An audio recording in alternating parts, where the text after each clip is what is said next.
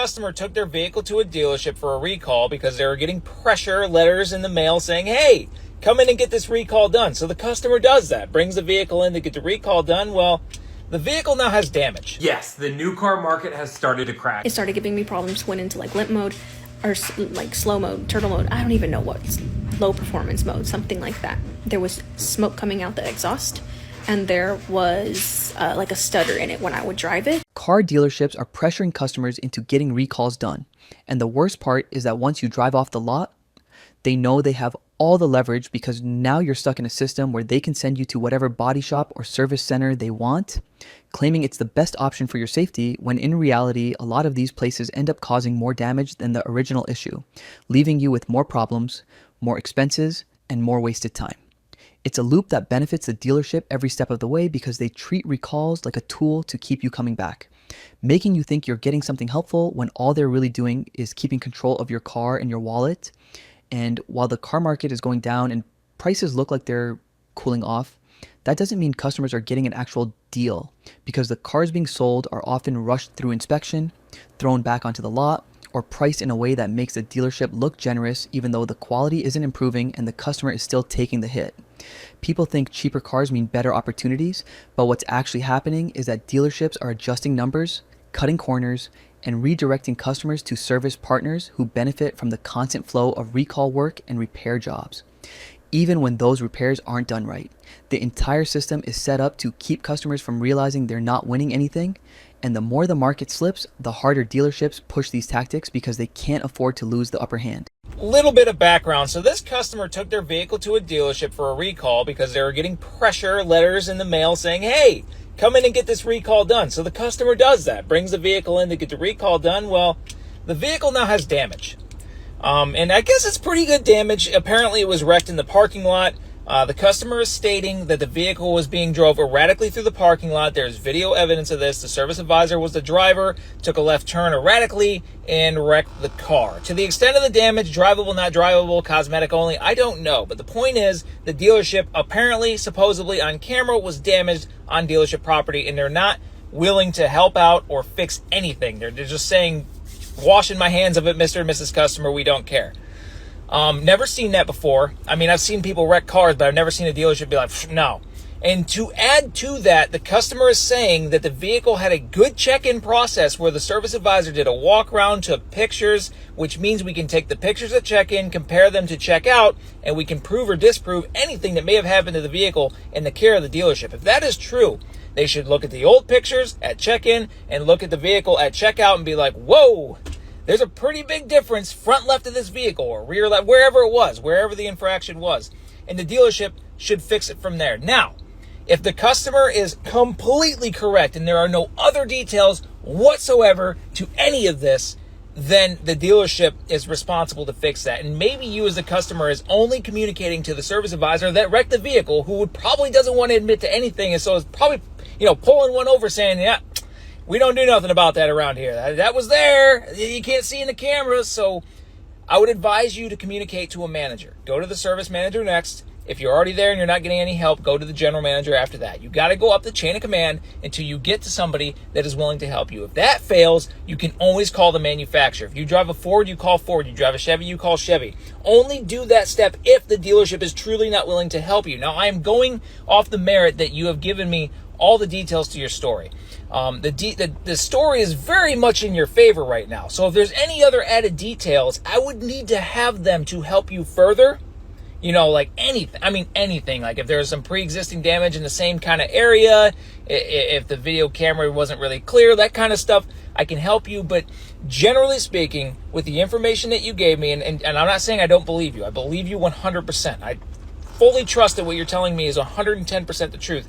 What you need to do is to go above that service advisor to the service manager, above that service manager to the fixed ops director if they have one, or skip that step or whatever to the general manager, and then to the manufacturer after that if the dealership's not willing to help. Because if your story is 100% accurate, and again, I believe you that it is, that dealership owes you a fix to that car. That's negligent, that's incorrect, and they're responsible. I hope Yes, the new car market has started to crash. You can get great deals on almost any new car. We are officially in a buyer's market. Let's talk about some of the deals I've gotten from my clients, because these are deals you can negotiate for yourself. I just saved over $4,000 on a Lexus RX 350 hybrid. We just saved over $3,000 off a RAV4 Prime. We just saved over 10% off on a BMW X5. I'm sorry guys, the market is starting to shift, inventory is starting to increase, and as that increases, competition will always drive the price down. You also have to remember, though, that dealerships are for profit, and there's nothing inherently wrong with that. Just like there's nothing inherently wrong with you wanting to save money. The dealerships aren't just going to give you these deals if you ask pretty please, but competition will always drive the price down. Pitting dealerships against each other is the best way to buy cars, and managers are being more and more aggressive as the year goes on to hit quotas by giving crazier and crazier deals. There's going to be some outliers, but even cars like the Grand Highlander Hybrid, I've been getting below MSRP. Maybe it's $500 or $1,000 below MSRP, but those are the deals that I can be getting on those cars. And the GX 550, for example, you're not getting below MSRP, and if you get MSRP, it's considered a great deal. But most cars, 99% of them, the RAV4s, the Honda CR-Vs, the Civics, the Mazda CX-5s, you should be able to get 7 to 10% off MSRP. Hi guys, so hopefully TikTok will do its thing with this. Hopefully I'm one of those ones that TikTok does its thing and we get something to happen about my car. I've mentioned my car problems on here before. I think I have a Volvo XC90. I've had it for a few years now. Back in February, it started giving me problems, went into like limp mode or like slow mode, turtle mode. I don't even know what, low performance mode, something like that. There was smoke coming out the exhaust, and there was like a stutter in it. When I would drive it, it would kind of like dip in the like the acceleration, or like when I'm pressing the gas, it would just stutter, and it was so weird. And we limped it over to Volvo of Fort Myers. We originally got this car from Volvo of Naples. Everything had been fine, but that was too far from us to try and limp. I didn't know at the time that I could just tow it over there. Like, I didn't know that, so we limped it over to Volvo of Fort Myers because that was closer to us. They had it for a day. It was a Friday back in February, like the first week of February, I think. And they supposedly fixed it within the same day. They called me back. They said it was 3 different things: the motor mounts, the spark plugs, and something torque. I'm sure I have the paper somewhere, but they said I could pick it up that same day. I go to pick it up. Mind you, I had to borrow my dad's car because they didn't have any fucking rentals for me. They wouldn't have it for 2 weeks, apparently. And on the way home, it starts doing the same thing. Smoke coming out the exhaust again. At one point, I'm at a stoplight waiting to go, and it almost doesn't even want to go, like it was about to turn off. I was so scared driving it, guys, and seeing that. So I called them back crying at this point because, like, y'all were supposed to fix this, and y'all let me drive this home. That's very scary to me. I'm a mom. I have 4 kids. That's my biggest fear, something happening to me and leaving my kids alone. So they told me I could tow it. That was part of like the service that I have, like the warranty or whatever the hell. I towed it the next day, that Saturday. They had it there for like 3.5 months, close to 4 months, fixing it. And this whole time, within those about 4 months, they did not communicate with me at all. There was a lack of communication, and that's all I wanted from them. I had to literally hound them week after week to get any sort of freaking update. And I don't think you should have to do that. What kind of customer service is that? I'm not asking to be updated every day because I know that things take time or whatever, but you should be updating me. Every time I called, that they would have an update. And I expressed to them, I need y'all to communicate with me. When there's any kind of update, call me. I should not be having to do this. I shouldn't be on y'all's asses. It's ridiculous. Whatever. 3.5, 4 months go by. I get it back. They said it was a computer, I don't know, some shit that supposedly they fixed, right? I get it back. I only had it for a day when the check engine light came on. And I thought I was just paranoid and traumatized at this point, and I swear I felt like a stutter in it again, still. So I had my husband, I told him, go, drive it, please. Please just drive it down the road right here and see if you feel it or if I'm just fucking crazy at this point. He drove it and he's like, no, there is. I feel it. There's still something wrong with it. So at this point, I tow it, I think the next day, to Volvo of Naples, where we originally bought it from, because I didn't want to fucking deal with Fort Myers because the lack of communication, and then you supposedly fix my car and this is how you fucking give it to me. So I towed it to them, and they had to take just several weeks to even try and figure out where to start because it was a fucking mess. The first thing they told me is there's oil leaking everywhere. Then after they finally kind of figured out and combed through the mess that was my fucking car, supposedly that was fixed, they tell me that, okay, so there was oil leaking, there was an O-ring missing, there was bolts missing, screws missing. You're telling me I drove a car in that bad of condition that you supposedly fixed. I drove my kids around in that. This is where I want to cry because you've endangered my children. What the fuck? You're supposed to be the best of the best, and this is what you do. I can't even... all my moms out there, if you happen to see this, I think you can understand how I'm feeling at this point to hear all of that.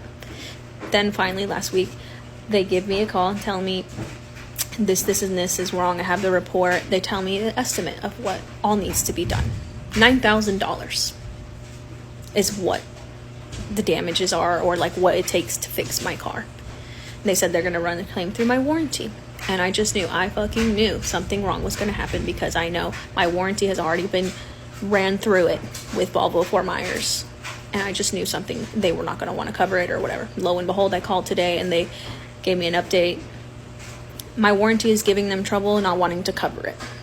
They don't want to cover it. They want me to take, I think they said they want me to take my car back to Volvo Fort Myers where they originally fixed it. And I'm just like, why the fuck would I want to take my car back over there when they've left my car like this, when they gave me my car back like this, when there was no communication from them? Why would I want to take it back from them? Take it back to them. So I'm just frustrated and I want to cry right now. If I didn't want to have me crying on the internet forever, I would probably be crying right now. But hopefully something can be done. Hopefully fucking Volvo sees this.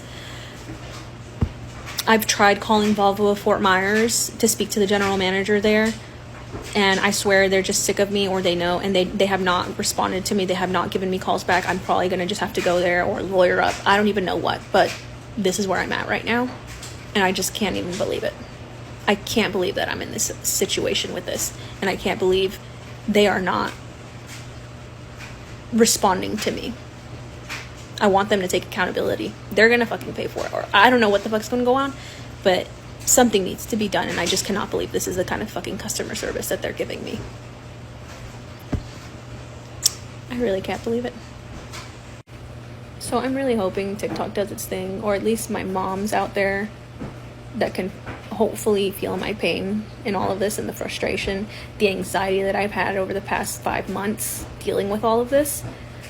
I hope that they can at least come through for me and hopefully something happens. Hopefully something is finally fucking done about my car.